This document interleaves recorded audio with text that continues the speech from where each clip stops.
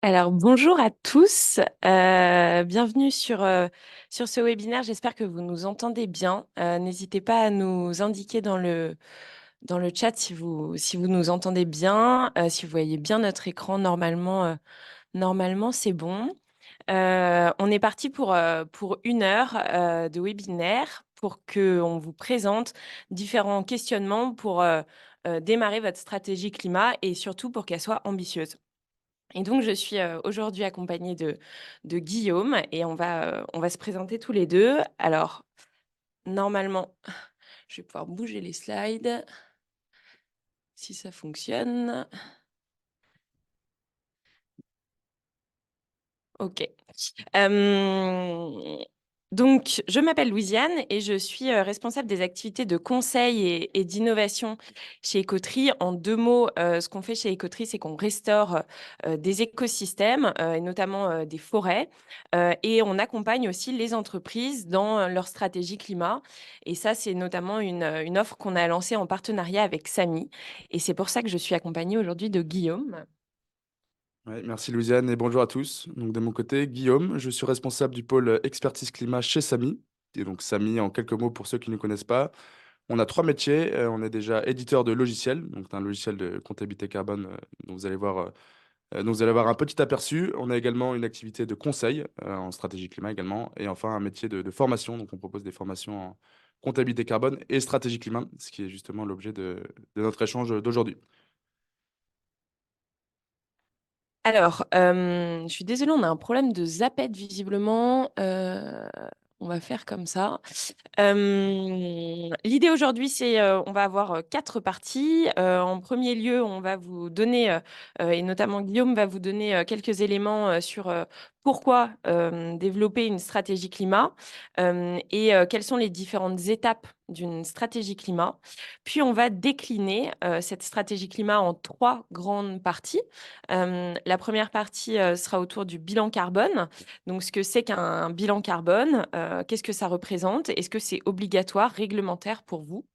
La deuxième partie concernera la trajectoire de réduction et le plan d'action, puisque une fois qu'on a mesuré ces émissions, il faut, s'engager à les réduire et c'est tout l'objet du bilan carbone et donc là, Guillaume vous donnera quelques éléments sur cela et puis on terminera par la stratégie de contribution qui est la dernière, brique d'une stratégie climat, donc la contribution au puits de carbone et je vais donc laisser, la parole à Guillaume pour, commencer l'introduction sur la stratégie climat.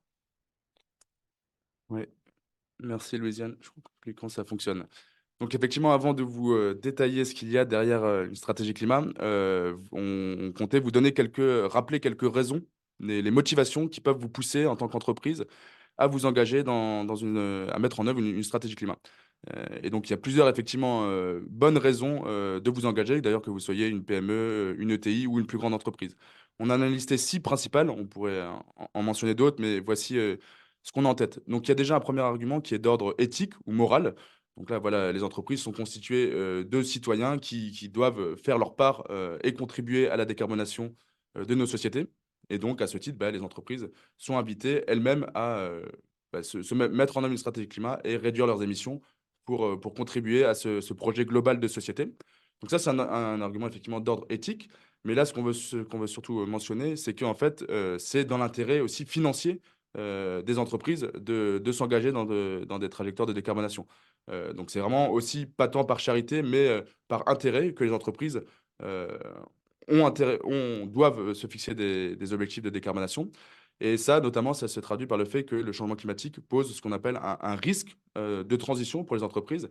Donc le fait de ne pas se décarboner, beh, ça expose les entreprises à des risques financiers. On va en mentionner certains. Et donc déjà, il y a un risque réglementaire, donc là, c'est le fait qu'il y a des obligations de plus en plus, nombreuses et qui touchent de plus en plus d'entreprises, sur la stratégie climat. Donc vous le savez, il y a déjà des réglementations en termes de reporting climat, donc de mesure des émissions de gaz à effet de serre, en France avec le BGES, mais également, vous le savez depuis peu au niveau européen, il y a la CSRD, un équivalent CSDDD, qui pousse les entreprises à mesurer leurs émissions, mais aussi à se fixer des trajectoires de réduction ambitieuses. Donc, voilà, la réglementation ne touche pas toutes les entreprises. Il y a un certain nombre de seuils qu'on rappellera après en termes de chiffre d'affaires ou de nombre de salariés. Mais de fait, de plus en plus d'entreprises sont dans l'obligation de montrer patte blanche et voilà, de s'engager dans des trajectoires de décarbonation en accord avec, pardon, en ligne avec les accords de Paris. Donc, première motivation réglementaire, donc ça c'est assez évident. Mais même s'il n'y a pas la réglementation, en fait, c'est ça qui est intéressant avec le climat, c'est qu'il y a d'autres incitations indirectes qui sont très fortes et qui poussent aussi les entreprises à devoir s'engager. Il y a un risque de marché. Et donc là, ce risque se traduit par le fait que les clients ou les prospects des entreprises, carbonées notamment, risquent de se détourner des produits ou services qu'ils vendent. Pour tout un tas de raisons, mais déjà peut-être parce que ces clients et prospects ont envie de consommer, d'acheter des produits ou services moins carbonés, et donc bah, ils risquent de se détourner de vous si vous n'avez pas mis une stratégie climat ambitieuse. Et par ailleurs, ce qu'on constate aussi, c'est que dans les appels d'offres, bah, que ce soit public ou même privé, le critère climat et plus généralement le critère environnemental devient prépondérant et un choix voilà, discriminant dans la sélection des fournisseurs. Donc voilà, ne pas s'engager dans cette stratégie climat, c'est s'exposer à des potentielles pertes de parts de marché. On mentionne trois autres risques sur la slide suivante, qui sont aussi des matérialisations de ce risque de transition. Donc, voilà. Un autre risque qui est le risque réputationnel. Là, c'est le fait que bah, si votre entreprise n'est pas engagée dans des trajectoires de décarbonation, ou alors qu'elle ne les pense pas suffisamment, ou qu'elle ne communique pas de manière adéquate, autrement dit qu'elle surestime son action, et ben là, ça risque de retomber sur les entreprises. Donc, elle risque d'être pointée du doigt. Donc, vous savez, ces termes anglophones qui parlent à tout le monde, le name and shame ou le greenwashing. Donc, de plus en plus d'acteurs de la société civile ou des entreprises, des cabinets de conseil vont pointer du doigt les entreprises qui n'ont pas mis en place de stratégie climat ou voilà, pas suffisamment ambitieuse. Donc, il y a un enjeu également de communication adapté à votre niveau d'ambition. Un risque de prix du carbone également. Donc là, c'est des choses qu'on a voilà, d'actualité, qu'on a constatées ces dernières années, mais liées au prix des énergies fossiles, soit au prix de marché qui peuvent augmenter par voilà, des suites de la raréfaction de certains puits, certaines sources d'énergie fossile, ou alors parce que les États, les régulateurs imposent de manière délibérée des tarifications du carbone, donc soit via des taxes carbone ou via le marché du carbone européen, par exemple. Et donc là, ce que ça veut dire, c'est que bah, les chaînes de valeur qui sont assez intenses en carbone bah, vont avoir des coûts de production, des prix de revient à la hausse. Et donc, ça va entraîner une baisse des marges des entreprises, une perte de compétitivité qui leur sera préjudiciable. Donc, raison de plus pour les entreprises de s'engager dans des stratégies climat. À nouveau, stratégie climat, ça a du sens d'un point de vue également économique, financier, en termes de résilience par rapport à ces risques du climat. Et un dernier argument qu'on mentionne ici, c'est un risque qu'on pourrait définir comme risque RH, voilà, un enjeu de marque l'employeur. Les entreprises sont incitées de plus en plus à avoir voilà, une communication transparente et juste à destination de leurs salariés ou des potentiels talents, et notamment les jeunes diplômés qui souhaitent rejoindre ces entreprises. Donc, il y a tout un tas de mouvements voilà, pour un réveil écologique, notamment, qui ont pris beaucoup de place dans les sphères publiques, voilà, et sur les réseaux sociaux. Et donc, de plus en plus, les salariés, notamment les plus jeunes, sont en attente de leurs employeurs, des entreprises, qu'elles soient engagées dans la transition, quel que soit le secteur d'activité de ces entreprises. Et donc, ne pas le faire, bah, voilà, c'est s'exposer à une fameuse fuite des talents et donc, indirectement aussi bah, à une moins bonne activité de l'entreprise. Donc, voilà, on espère que vous êtes, si vous ne l'étiez pas déjà, encore plus convaincu de la nécessité de s'engager dans des stratégies bas carbone, stratégie climat. Qu'est-ce que ça veut dire, une stratégie climat? Donc, c'est le fait pour les entreprises de devenir résilientes vis-à-vis des risques de transition. Donc, d'avoir une activité qui soit pérenne dans des sociétés qui se décarbonent. Et donc, pour ça, ça va se traduire par différents leviers d'action et différents piliers. Alors là, on a repris, enfin, on a un peu remis en forme, mais c'est extrait de la Net Zero Initiative de Carbone 4, donc qui est un cadre de référence au niveau français et même plus, et qui permet de visualiser l'action des entreprises par rapport au climat. Et donc, il y a trois leviers. Disons qu'il y a déjà deux grands piliers. Il y a le fait de réduire les émissions, donc là, c'est réduire les sources d'émissions dans l'atmosphère et augmenter les puits de carbone, donc ce qui va permettre d'extraire le carbone de l'atmosphère. Donc les entreprises sont incitées, invitées à agir simultanément sur ces deux grands axes, donc réduire les sources, on va le voir à la fois dans leur chaîne de valeur et au-delà de leur chaîne de valeur, et augmenter les puits. Louisiane en parlera tout à l'heure sur la contribution carbone. Donc, sur la réduction des émissions, il y a deux sous-piliers. Bah, déjà, naturellement, les entreprises sont invitées à réduire leurs propres émissions, entre guillemets, donc les émissions de leur chaîne de valeur. C'est le pilier A. Et donc là, on va en parler juste après. Pour ça, bah, elles doivent mesurer les émissions qui interviennent dans leur chaîne de valeur. C'est l'objet du bilan carbone, de la méthodologie bilan carbone de l'ABC et enfin, généralement des méthodologies de comptabilité carbone. Donc voilà, on parle du pilier A, des émissions induites. Donc, c'est les émissions nécessaires dans la chaîne des valeurs. Et donc là, on va parler aussi, mais il y a des cadres. Naturellement, les entreprises doivent réduire ces émissions. Mais, et c'est ça qui est intéressant dans cette Net Zero Initiative, les entreprises peuvent faire mieux que ça. Donc, c'est déjà très bien de réduire ses propres émissions. Mais c'est encore mieux si elles vont au-delà de leur chaîne de valeur et qu'elles réduisent les émissions des autres. Donc, c'est le pilier B. On parle d'émissions évitées. Donc là, c'est lié aux éventuelles offres bas carbone qu'elles vont pouvoir proposer. Offres liées aux produits ou services qu'elles commercialisent.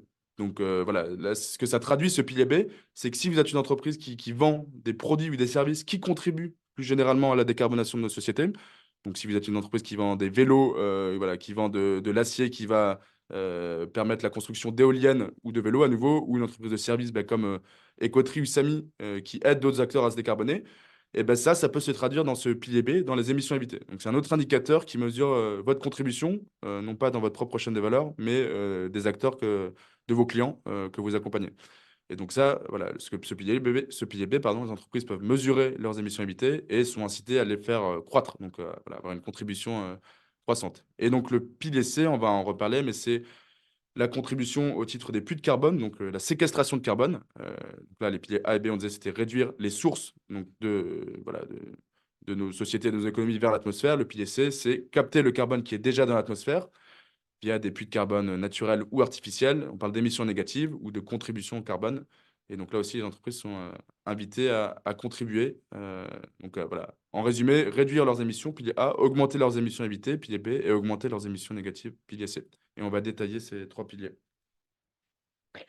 Donc, dans la première partie, bilan carbone, on va commencer par vous rappeler quelques fondamentaux sur ce qu'est un bilan carbone. La première information à avoir en tête, c'est qu'un bilan carbone ne mesure pas uniquement le CO2, mais une pluralité de gaz à effet de serre. Et donc, on les remet, entre guillemets, tous au même niveau avec une unité commune qui s'appelle le CO2 équivalent et qui donc permet de comparer l'ensemble des gaz à effet de serre et de les ramener au CO2 équivalent, quel que soit leur pouvoir de réchauffement ou leur durée de vie dans l'atmosphère. Donc, un bilan carbone, ça mesure une pluralité de gaz à effet de serre. La deuxième chose, c'est qu'un bilan carbone a forcément des incertitudes, mais que l'important, c'est de définir non pas un chiffre très précis, mais les principaux ordres de grandeur. Donc, où sont les principales émissions le long de la chaîne de valeur d'une entreprise. C'est ça l'objectif du bilan carbone pour ensuite se mettre en mouvement et donc passer au plan d'action. L'objectif, c'est pas uniquement d'avoir un chiffre. La troisième chose à avoir en tête, c'est qu'on utilise des facteurs d'émission. Donc, en fait, on va récupérer un ensemble de données dans votre entreprise. Ces données peuvent être un nombre de kilowattheures d'électricité consommée, un nombre de repas moyens. Ça peut être aussi un nombre d'euros qui a été dépensé dans une dépense marketing ou dans un autre type de dépense. Bref, l'objectif, c'est de récupérer un maximum de données et on va essayer de récupérer un maximum de données qui ne soient pas monétaires, mais plutôt physiques. En termes de, par exemple, du kilowattheure d'électricité, c'est relativement précis. Ça peut être en termes de tonnes de déchets, etc. Bref, on va essayer d'avoir des données les plus précises possibles. Et ensuite, on va y appliquer des facteurs d'émission. Donc, par exemple, X kilogrammes de CO2 équivalent par kilowattheure qu'on va multiplier au nombre de kilowattheures consommés par votre entreprise. Et on va faire ça pour l'ensemble de vos flux. Et c'est ça ce qui donnera à la fin le résultat du bilan carbone. Hem, 4e élément à avoir en tête, il y a plusieurs méthodologies. On parle souvent du bilan carbone au sens large, mais le bilan carbone, c'est une marque qui est gérée par l'association Bilan Carbone, l'ABC.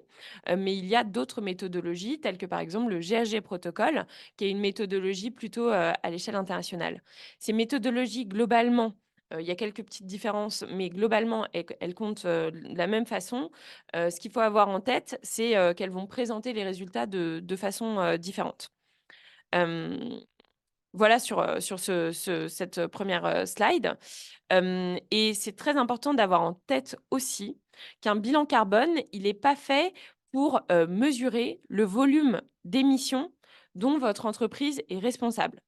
En fait, si on somme l'ensemble des bilans carbone effectués par, les entreprises françaises, on n'aura pas, les émissions, de la France.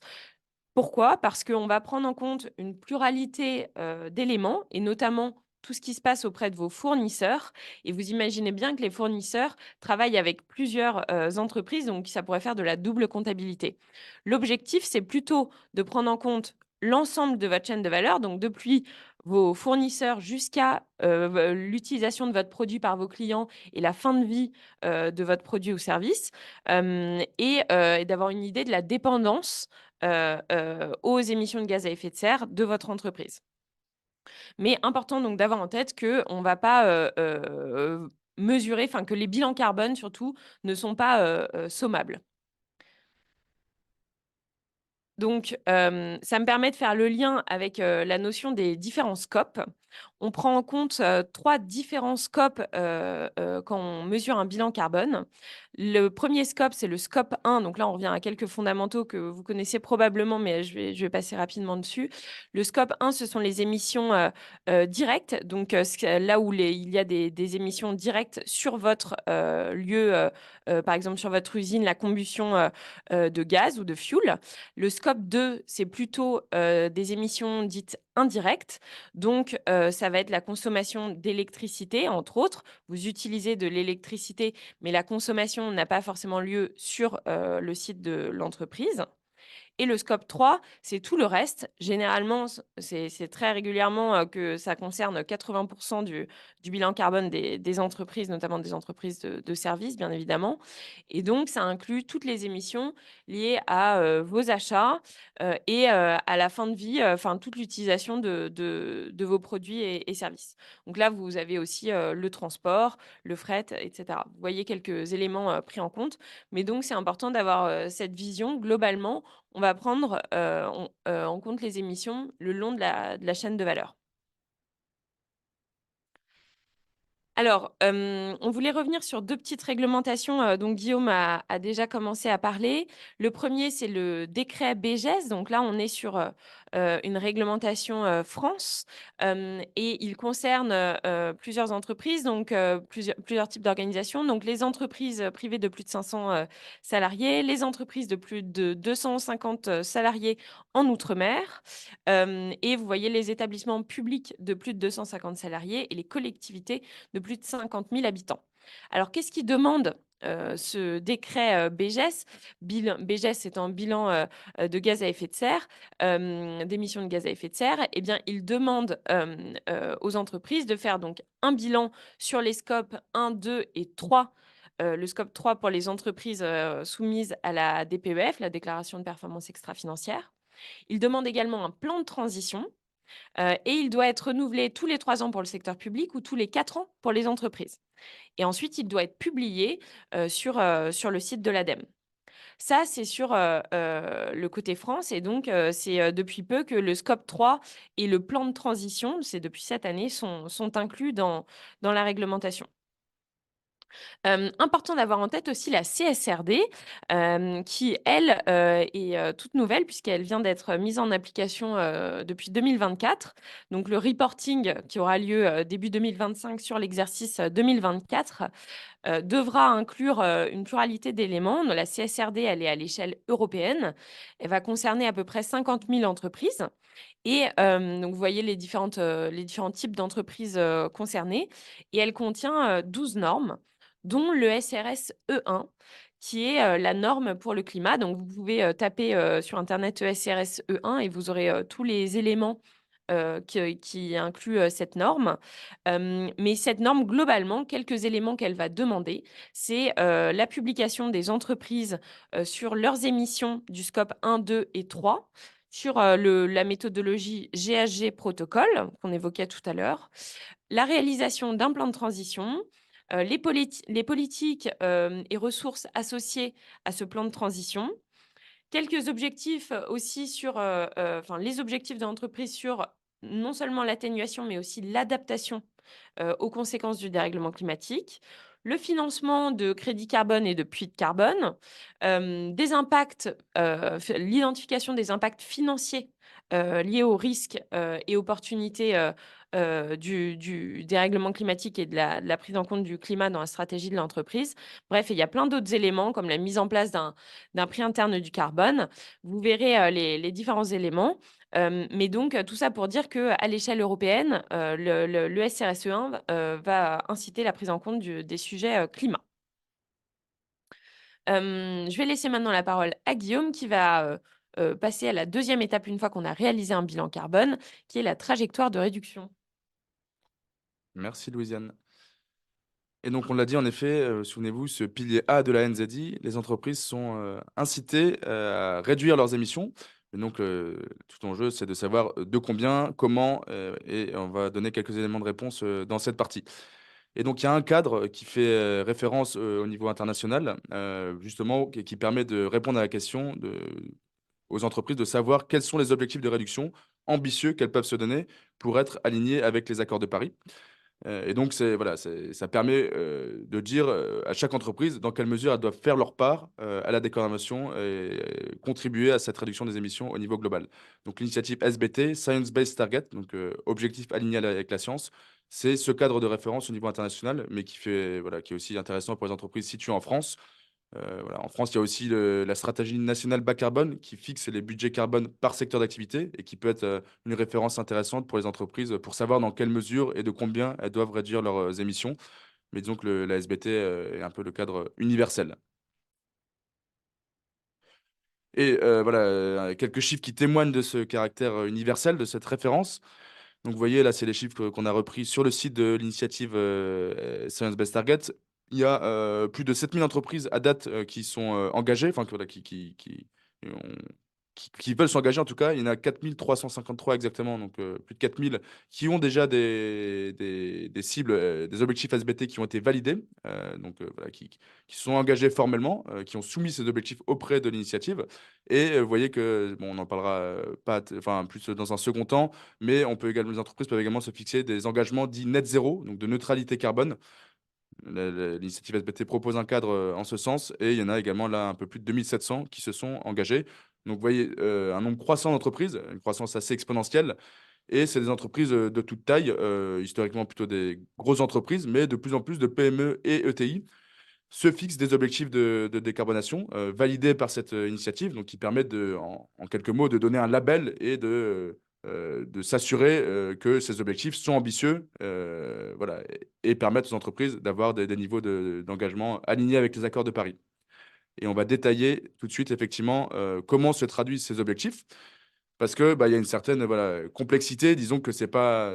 Voilà, il y a plusieurs possibilités pour les entreprises en termes d'objectifs qu'elles peuvent se fixer. Donc là, c'est une slide assez riche, mais qui récapitule bien l'ensemble des possibilités offertes par ce cadre SBT auprès des entreprises. Donc déjà, vous voyez, il y a deux lignes. Il y a les objectifs dits de court terme. Alors court terme, au sens du climat, c'est pas les prochains mois, mais vous voyez, en termes d'échéancier, c'est entre 5 et 10 ans. Donc si vous décidez par exemple que le point de référence de la réduction de vos émissions, c'est l'année 2023 ou 2022, si vous avez déjà fait un bilan carbone cette année, et ben voilà, si vous voulez vous fixer des objectifs SBT, l'échéance c'est donc de 5 à 10 ans, donc ça peut être 2027, 2028, 2030, si vous voulez une année plus parlante, jusqu'à 2033. Donc voilà, une fourchette entre 5 et 10 ans. En termes d'ambition, là, l'initiative SBT et de périmètre aussi, elle permet une certaine flexibilité aux entreprises. Je ne l'ai pas dit, mais ça reste un cadre volontaire, l'initiative SBT. Donc, c'est s'engagent des entreprises qui veulent le faire. Donc, c'est voilà, un sens tout à leur honneur et leur mérite. Mais même si on l'a rappelé plus tôt, elles le font aussi par intérêt parce qu'il y a un certain nombre de risques qui pèsent sur elles. Et donc, c'est pas, voilà, c'est pas désintéressé. Mais de fait, c'est une initiative volontaire. Et donc, pour pousser le maximum d'entreprises à s'engager, l'initiative SBT a introduit une certaine flexibilité. C'est-à-dire que, vous voyez, en termes d'ambition, sur les scopes 1 et 2, donc les émissions plutôt directes, comme l'a rappelé Louisiane, là, le niveau d'ambition doit être maximal. Donc, c'est être aligné avec un réchauffement à 1,5 degré. Donc, 1,5 degré, vous savez, c'est le seuil voilà, le plus ambitieux, le niveau de réchauffement qu'on souhaite atteindre, enfin ne pas dépasser, mais voilà, vous savez que ça va être très complexe.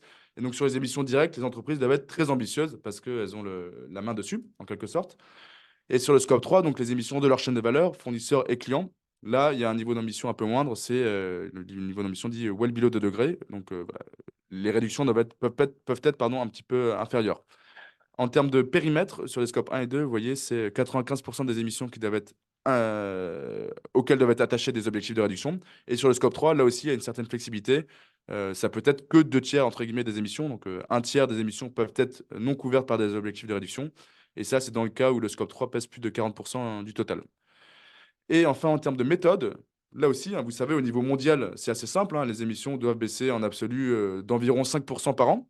Mais au niveau des entreprises, la traduction faite par la SBT est un peu différente. Il peut y avoir des objectifs de réduction pardon, en absolu, c'est le petit point 1, Absolute Reduction, mais il peut y avoir d'autres types de réduction. Il peut y avoir des objectifs de réduction en intensité physique, voilà, par collaborateur, par tonne kilomètre, pour vos postes d'émission liés au fret. En intensité économique également, vous pouvez avoir des objectifs de réduction de 7% par an sur vos kilogrammes de CO2 par euro de valeur ajoutée au chiffre d'affaires, etc.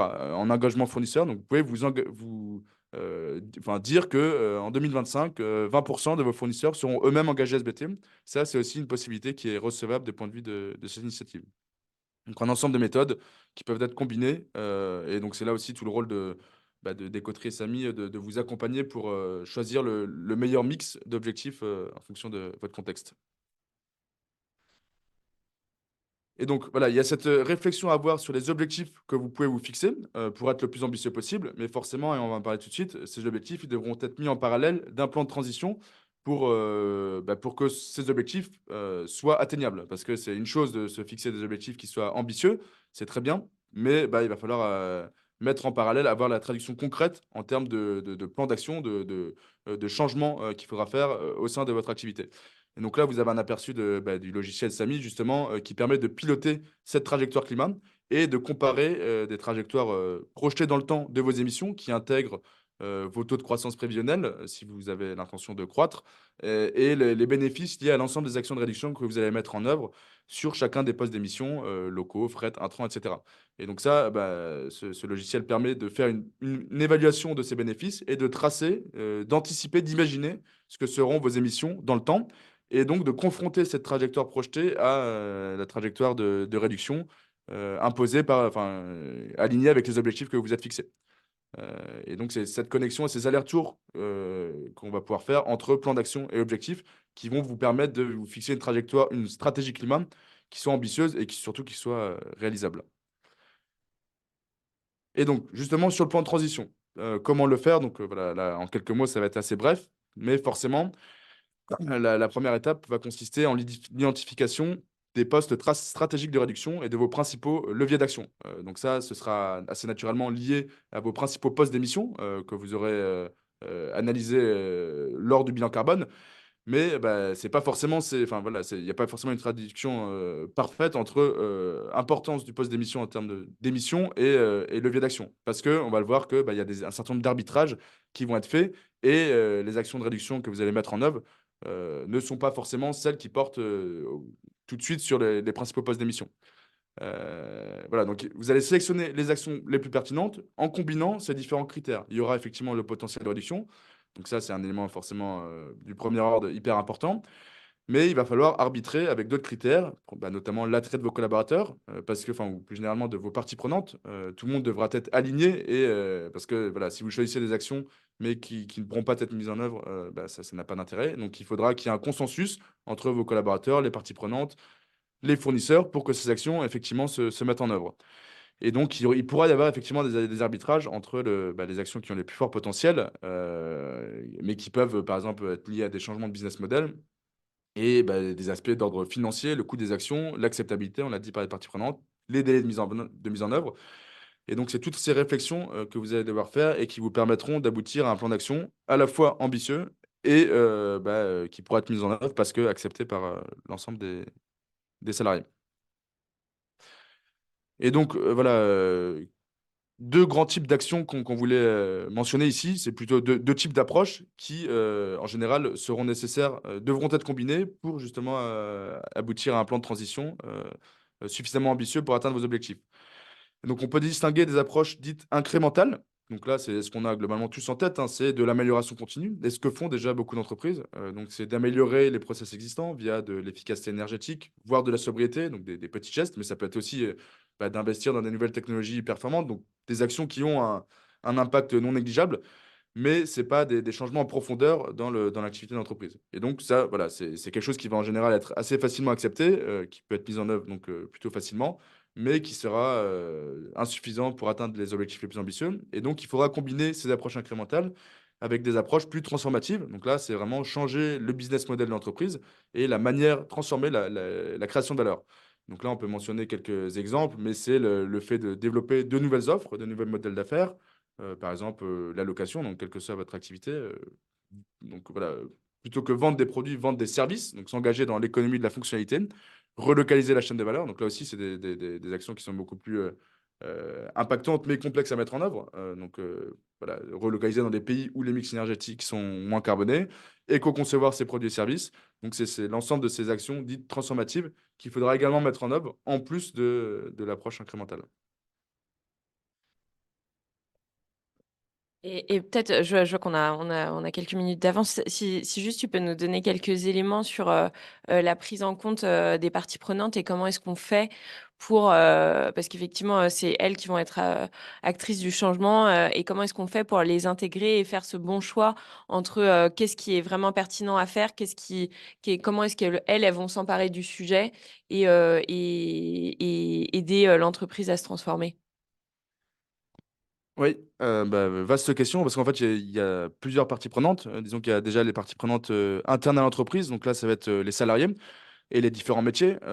Donc déjà, globalement, tous les salariés devront être embarqués dans la transition et dans la stratégie de décarbonation. Voilà, parce que, vous savez, dans le bilan carbone des entreprises, il y a les émissions liées aux déplacements professionnels, au matériel informatique, donc à la vie des salariés. Donc ça devra aussi être décarboné. Et donc là, on peut les engager via des ateliers, via des questionnaires collaborateurs. Donc il y a un certain nombre d'outils qu'on propose chez Samy et Coterie pour embarquer les salariés, des ateliers de sensibilisation. Donc là, voilà, les solutions et les outils ne manquent pas pour faire en sorte que les salariés soient partie voilà, intégrante de la décarbonation de l'entreprise. Après, il y a d'autres parties prenantes. Dans le scope 3, on va retrouver les fournisseurs. Et donc là aussi, c'est bon, suivant votre profil d'émission, mais ce sera indispensable d'engager vos fournisseurs. Et donc, il y a là aussi tout un tas d'outils qui peuvent être sollicités, utilisés. Donc, on peut déjà, en général, pour le bilan carbone, vous allez commencer à solliciter vos fournisseurs parce qu'on a besoin de récupérer des données spécifiques à ces fournisseurs. Donc, il y aura déjà des premiers échanges relatifs au carbone, hein, au-delà de vos échanges autres. Et donc là, il va falloir les embarquer dans la décarbonation. Et donc, plusieurs outils, donc les inciter à se décarboner. Également, ça peut se traduire par le co-investissement dans des solutions de décarbonation. Donc, vous pouvez aussi aider concrètement, financièrement ou via des solutions technologiques, techniques, vos fournisseurs à se décarboner. Voilà, un petit exemple. Vous pouvez aussi sélectionner vos fournisseurs les moins carbonés, donc mettre en place une charte d'achat responsable. Donc, c'est voilà, quelques éléments de réponse. Après, il y a d'autres parties prenantes aussi. Vos actionnaires, les investisseurs. Donc là, il y a effectivement aussi besoin que eux soient alignés et les embarquer dans la décarbonation. Donc effectivement, c'est une stratégie climat, c'est vraiment 360 degrés et il faut que tout le monde soit aligné et contribue à son échelle à la transition de votre entreprise. Super. Bon, donc maintenant, vous avez compris ce que c'est dans les grandes lignes. Alors, on fait vraiment une overview de tous les sujets. Donc, n'hésitez pas d'ailleurs à poser vos questions dans le chat et on va y répondre juste après. Mais donc, vous avez compris ce que c'est qu'un bilan carbone globalement, ce qu'il inclut et comment est-ce qu'il est calculé. Ce que c'est qu'une trajectoire de réduction et notamment en prenant pour appui le SBTI et le fait que le plan d'action doit permettre d'atteindre ces objectifs de réduction court terme 2030 ou long terme 2050. Et c'est important aussi de s'engager dans une stratégie de contribution au puits de carbone. Et donc, c'est cette troisième partie. Alors, pour commencer, on a parfois le questionnement de, «Mais pourquoi, s'engager, sur, les puits de carbone? La priorité, ça doit être uniquement, de réduire mes émissions». Hem, Aujourd'hui, c'est important et dans un contexte où parfois les crédits carbone, sont parfois décriés, c'est important en fait de pas avoir d'amalgame et de pas faire d'amalgame et donc de revenir, aux fondamentaux. Donc, je vais vous parler d'un point de vue très scientifique et c'est pour ça que le schéma que je vais vulgariser, peut faire un peu peur. Mais globalement, ce qu'il faut avoir en tête, c'est que, si on reprend le cycle du carbone, le carbone émis, dans l'atmosphère, le CO2, il est dû à 2 choses. C'est les flèches rouges, que vous voyez. Il est dû en très grande partie, près de 90 à la combustion des énergies, fossiles, pétrole, charbon, gaz, qu'on trouve dans le sol et donc on les brûle et ça émet des gaz à effet de serre et c'est lié aussi à la déforestation puisque, pour rappel, hein, quand on déforeste, on brûle des parcelles, entières, et donc forcément, ça émet, le CO2, séquestré, par les arbres. Et donc ça fait qu'il y a du CO2 présent dans l'atmosphère, et il y a une partie de ce CO2, qui est, à peu près un tiers, qui est séquestré par, les puits de carbone. Ces puits de carbone, ils sont de 2 ordres, l'océan et la biosphère, et notamment, la forêt via, les arbres et les sols. Et en fait, le delta entre ce qui est séquestré, ce qui est émis et ce qui n'est pas séquestré par les puits de carbone, c'est ce qui reste dans l'atmosphère et c'est ça qui cause le dérèglement climatique. Donc, ça veut dire que si on se met d'un point de vue, entreprise, il faut donc agir sur 2 éléments: limiter ses émissions de gaz à effet de serre et contribuer aux puits de carbone. Et pourquoi est-ce qu'il faut aussi contribuer au puits de carbone? C'est parce que plus le dérèglement climatique s'accélère, plus les puits de carbone, sont dans un état, qui ne leur permet pas forcément de séquestrer du carbone. Les forêts, s'érodent, la biodiversité s'érode. On est au courant de tous ces éléments-là et donc il faut les préserver, les restaurer. Et c'est entre autres, ça l'objet de la contribution au puits de carbone. Et c'est pour ça qu'il faut avoir, cet élément en tête et que les scientifiques, y compris le GIEC, pousse à la préservation et à la contribution au puits de carbone. Donc ça, c'était juste pour remettre, déjà, l'élément de contexte sur le pourquoi contribuer au puits de carbone, aux côtés de la réduction d'émissions. Et important d'avoir en tête aussi le fait que c'est pas parce qu'on contribue au puits de carbone qu'on doit éviter, de réduire ses émissions, hein. Les 2 sont fondamentaux et les 2 doivent être faits, de façon, conjointe. On ne va pas non plus attendre d'avoir, réduit nos émissions pour commencer à contribuer au puits de carbone. Sinon, dans ce cas-là, on n'aura plus de forêts qui pourront, séquestrer, les émissions, qu'on émet. Et donc, maintenant qu'on a compris, cet aspect-là, quand on veut contribuer au puits de carbone, en fait, on a besoin de certificats. Donc on va contribuer à un projet et ce projet, il va nous donner des certificats et ces certificats, c'est ce qu'on appelle des crédits carbone. Qui ne sont pas des droits à polluer. Parfois, ces droits à polluer, ils sont plus rattachés, au marché des crédits carbone réglementaires. Donc je vous invite à, regarder, on a tout un tas de ressources, livres blancs, webinaires sur notre site, sur le site d'Ecotri si vous voulez en savoir plus. Mais donc là, on est sur le marché, des crédits carbone, volontaires et donc il y a 2 types de crédits carbone. Il y a des crédits carbone dits d'évitement. Donc, ce sont des certificats qui sont associés à un projet qui évite d'émettre des tonnes de CO2 équivalent. Par exemple, la construction d'un four solaire, construction et utilisation d'un four solaire dans des pays en voie de développement. Donc, ça évite d'émettre des gaz à effet de serre. Ça peut être aussi un projet qui va lutter contre la déforestation. Et donc, ça évite d'émettre des gaz à effet de serre. Et il y a aussi, des crédits carbone dits de séquestration. Donc ça, ce sont des certificats qui sont associés à un projet qui va vraiment venir séquestrer du carbone. Donc par exemple, la plantation et gestion durable, d'arbres, et donc ça, c'est notamment ce que fait Écoterie. Donc là, on enlève vraiment une tonne de CO2, équivalent, alors que dans le premier cas, on évite, d'en émettre une. Et donc, une fois qu'on se dit: «Bon, bah, je vais me lancer dans la contribution carbone, je veux bien acheter, des crédits carbone», on se demande forcément: «OK, bon, bah, en fait, combien, je dois en acheter, à quelle hauteur je dois contribuer au puits de carbone?» Donc 2 éléments, sur cet aspect-là. Donc le premier étant sur cette slide. Vous pouvez, réfléchir par rapport au SBTI. Encore une fois, il y a pas un consensus, international, mais ça peut être intéressant de prendre en compte ce que dit le SBTI. Le SBTI dit, que globalement, vous devez réduire de moins 90 vos émissions de gaz à effet de serre à long terme et donc vous aurez 10 d'émissions résiduelles incompressibles.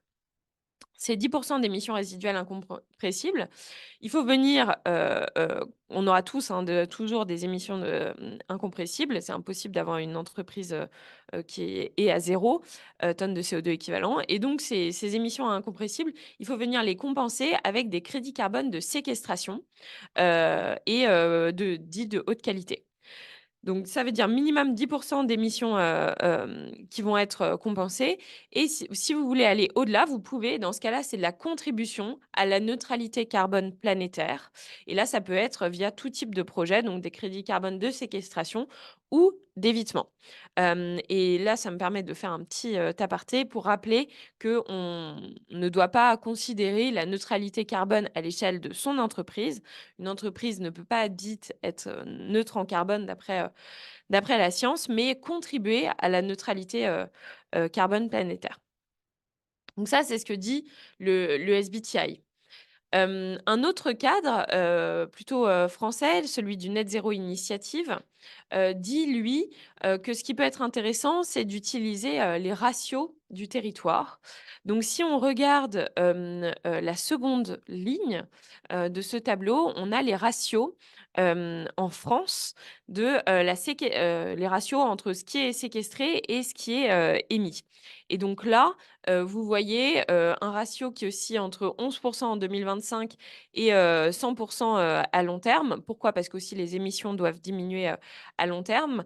Mais donc on pourrait se dire qu'une entreprise va venir se caler sur, ses émissions et donc aujourd'hui, financer à hauteur de 11 de ses émissions et petit à petit, avoir un pourcentage, un ratio qui augmente en même temps que ses émissions, en absolu à elles, diminuent. C'est aussi possible de fixer un prix interne du carbone par rapport à vos émissions. Donc se dire, je vais fixer un prix interne du carbone, par exemple, à 75 € la tonne, ou enfin, il y a tout un tas, généralement, ça aussi entre 50 et 100 euros. Et donc, je fixe un prix interne du carbone. Ça va m'inciter à diminuer mes émissions, puisque si j'émets des émissions, et bien dans ce cas-là, je vais devoir allouer, un certain enfin 75 € fois le nombre de tonnes à un fonds qui pourra financer tout un tas de projets, donc parfois des projets, de séquestration, de carbone. Ou parfois les entreprises décident aussi que ça permet de financer, des actions, bas carbone pour l'entreprise et des actions de transformation. Hem, Quelques éléments aussi à avoir en tête, c'est, une fois que je sais à quelle, hauteur, que j'ai déterminé à quelle hauteur je dois, contribuer, pour les puits de carbone, on se pose forcément la question de quel est le type de projet que je dois sélectionner. Alors, nous, on accompagne les entreprises sur leur stratégie de contribution et c'est un accompagnement qui prend, un certain temps, mais enfin, ça fait partie de la stratégie climat globale, sur lequel on peut accompagner les entreprises. Mais juste, on va vous donner quelques éléments, de réflexion. Hem, la première chose, c'est est-ce que vous souhaitez, financer des crédits qui sont, basés sur, de la technologie ou basés, sur la nature? Par exemple, un projet technologique de séquestration de carbone, ça peut être un projet de DAC. Les DAC, ce sont des Direct Air Capture. Ce sont des machines qui permettent de séquestrer du carbone, grâce à une solution aqueuse et c'est utile, ça permet de séquestrer vite du carbone, mais en revanche, ça n'a aucun co-bénéfice sur la biodiversité. À l'inverse, lorsqu'on préserve, qu'on plante et gère durablement des arbres, ça va forcément avoir des co-bénéfices pour la biodiversité, pour la population locale qui va pouvoir venir, s'y balader. Enfin, ça a forcément, tout un tas de co-bénéfices, pour la qualité de l'air, pour, des tas d'éléments. Donc c'est intéressant d'avoir, cette, réflexion-là. Est-ce que vous voulez, une séquestration de carbone très, très rapide? Auquel cas, il faut forcément un projet, technologique puisque le temps de la nature forcément est beaucoup plus long. Ou est-ce que vous voulez un projet de, très haute qualité qui va avoir des co-bénéfices sur la biodiversité et les populations locales? Et dans ce cas-là, généralement, c'est plutôt un projet, lié à la nature. Le deuxième élément, c'est quel est le type d'écosystème pertinent pour mon entreprise et quelle localisation? Donc, est-ce que c'est plutôt un écosystème, si je suis sur de la séquestration et en milieu naturel, agricole? Il y a des projets en milieu agricole, sur de la plantation de haies, par exemple. Il y a des projets dans le milieu forestier et on peut se poser la question de quelle localisation? Aujourd'hui, il y a beaucoup de crédits carbone qui ont lieu dans les pays du Sud, des pays en voie de développement et c'est du coup, ce sont des crédits carbone pas chers, mais il y a aussi des crédits carbone, plus onéreux qui ont lieu en Europe, mais qui sont forcément plus proches de la chaîne de valeur de l'entreprise et donc c'est plus facile pour inclure les parties prenantes sur le sujet. Justement, est-ce que vous pouvez développer les puits de carbone, sur votre chaîne de valeur et notamment auprès, des fournisseurs ou clients, voire même sur votre site? Ça, c'est une question aussi à vous poser, parce que si c'est le cas, ça peut être intéressant, de voir comment est-ce que vous pouvez vous faire accompagner par un acteur qui va venir planter, par exemple, une forêt, sur le site de votre principal fournisseur, sur, le site de votre principal client, sur votre site à vous. Posez-vous la question aussi du statut, de l'acteur avec qui vous travaillez. Est-ce que c'est un «broker» entre guillemets de crédit carbone? Est-ce que c'est un intermédiaire? Ou est-ce que c'est lui qui porte vraiment le projet? Ça, c'est intéressant à voir parce que si vous avez un acteur qui porte vraiment le projet, forcément, vous allez avoir un suivi plus régulier et ça peut éviter, ensuite des scandales, lorsque vous manquez d'informations sur, vraiment ce qui se passe sur le projet que vous financez. Et le dernier élément, c'est quel label, quelle certification? Il y a tout un tas de labels et de certifications, pour certaines reconnues à l'échelle internationale, pour d'autres reconnues à l'échelle de la France, pour certaines spécialisées dans des pratiques durables, pour d'autres beaucoup plus larges. Les audits aussi sont pas les mêmes, qui ont lieu sur les projets entre chacune des certifications. Bref, posez-vous la question et creusez, cet élément. Voilà, une dernière petite slide et comme ça on répond ensuite à vos questions-réponses. On a lancé, une offre avec, Samy, et l'objectif de notre offre, c'est de vous accompagner et c'est pour ça qu'on fait ce webinaire aujourd'hui.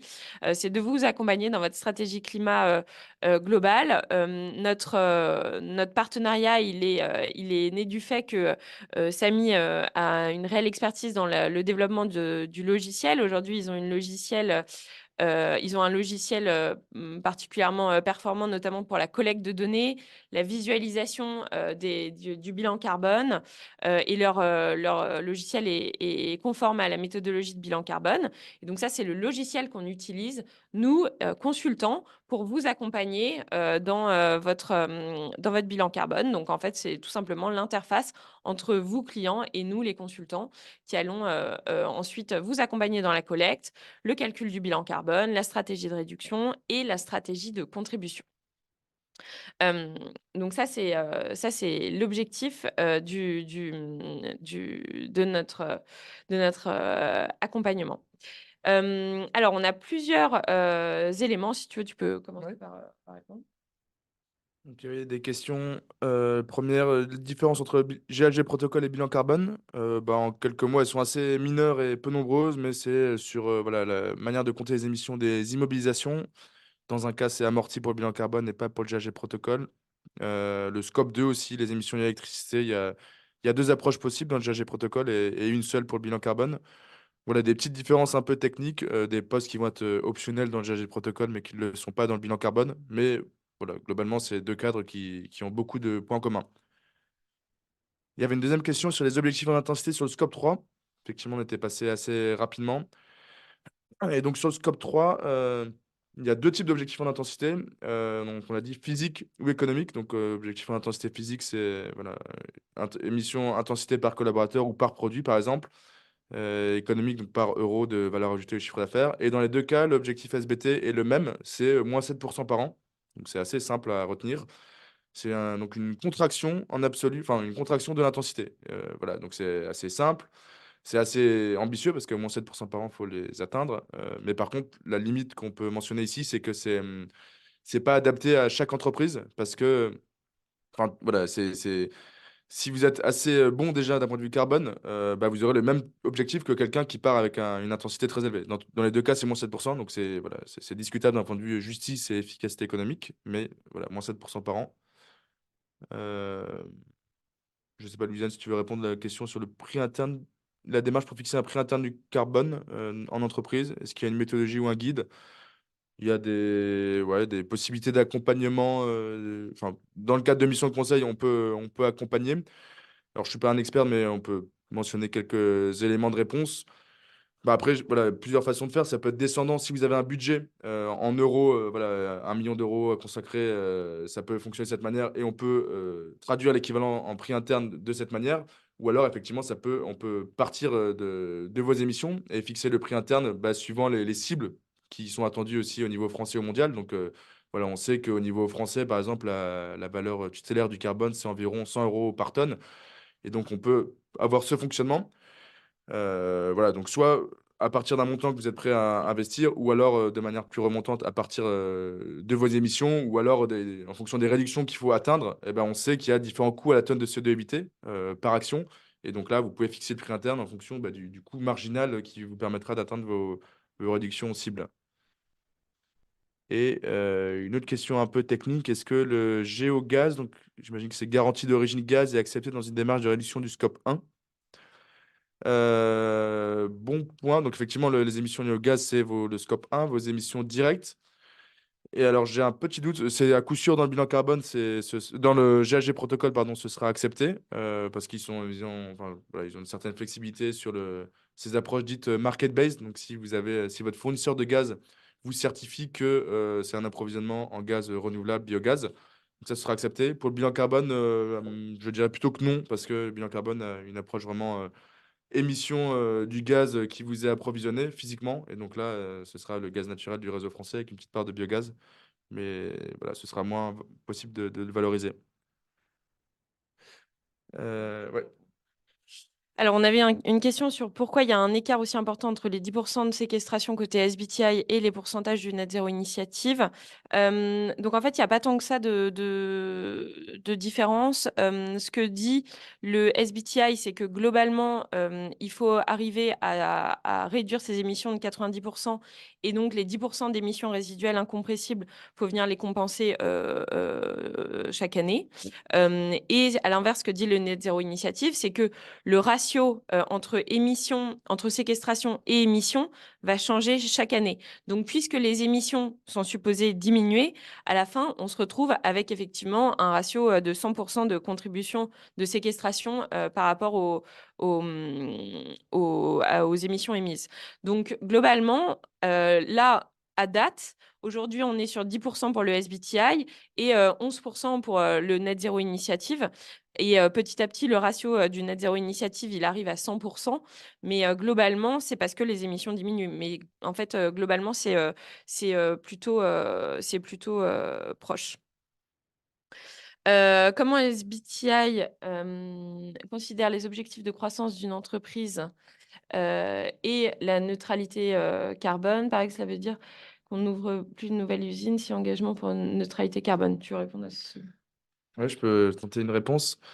Donc, en fait, vous l'avez vu hein, sur la slide où on récapitulait tous les objectifs de décarbonation.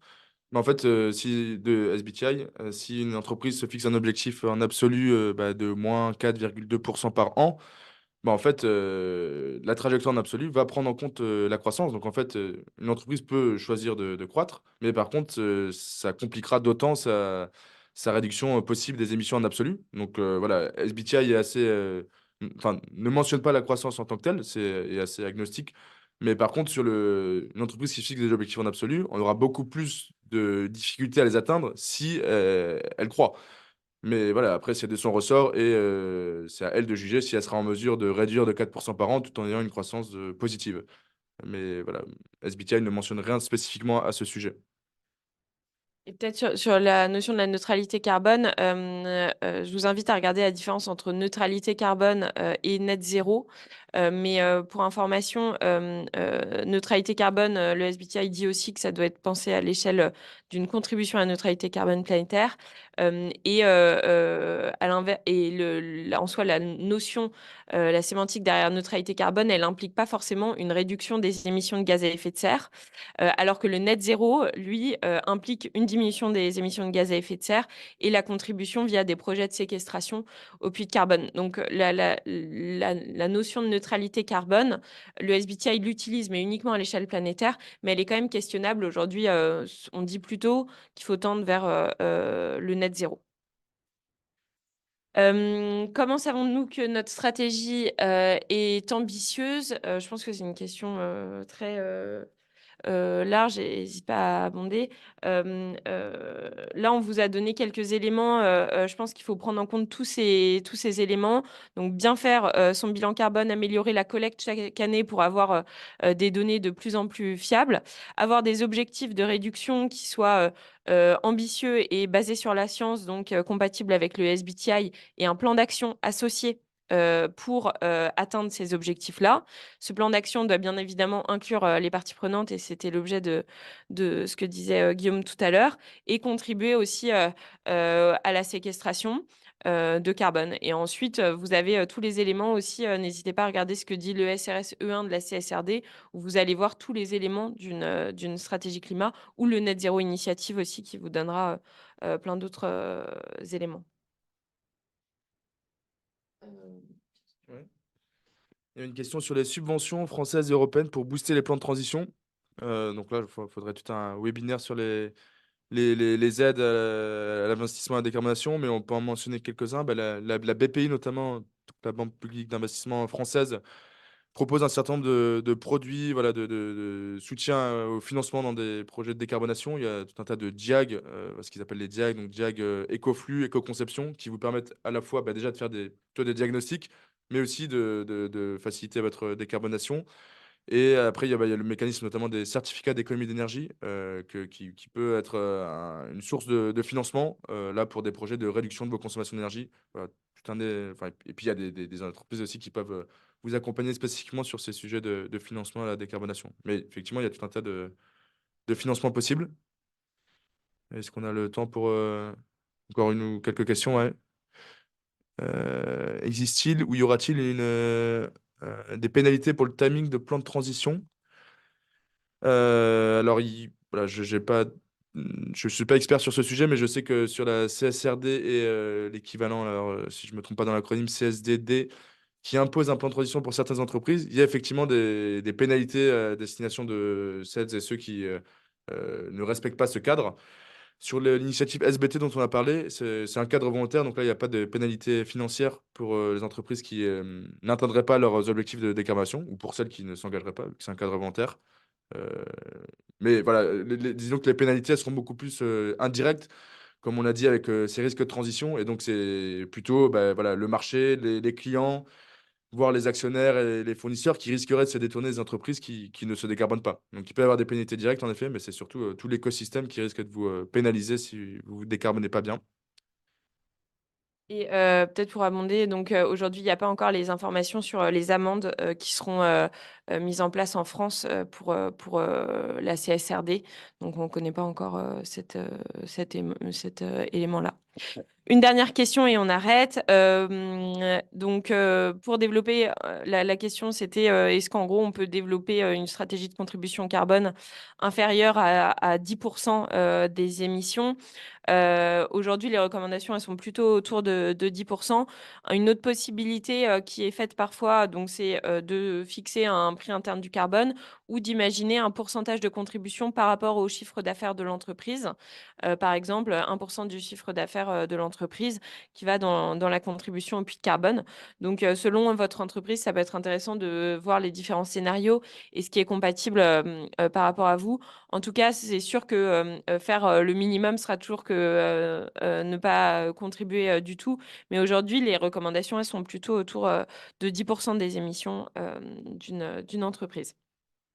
Voilà, n'hésitez pas, on va s'arrêter là. On va vous laisser aller manger aussi, mais n'hésitez pas à nous contacter, Guillaume ou moi, on est, à votre disposition, si vous avez, d'autres questions sur LinkedIn, on saura vous répondre. N'hésitez pas aussi à consulter, notre site web. On a tout un tas de ressources, sur, toute la partie, bilan carbone, trajectoire de réduction plutôt, chez Samy et trajectoire de contribution chez Écoterie. On va aussi, sortir un livre blanc sur, les 10 questions clés à se poser quand on s'engage dans une stratégie de contribution au puits de carbone et donc ça, vous y aurez accès, bientôt. Donc n'hésitez pas à nous suivre sur les réseaux et voilà, hésitez pas si vous avez d'autres questions à nous contacter sur LinkedIn et sur ce, merci beaucoup et bon appétit à tous.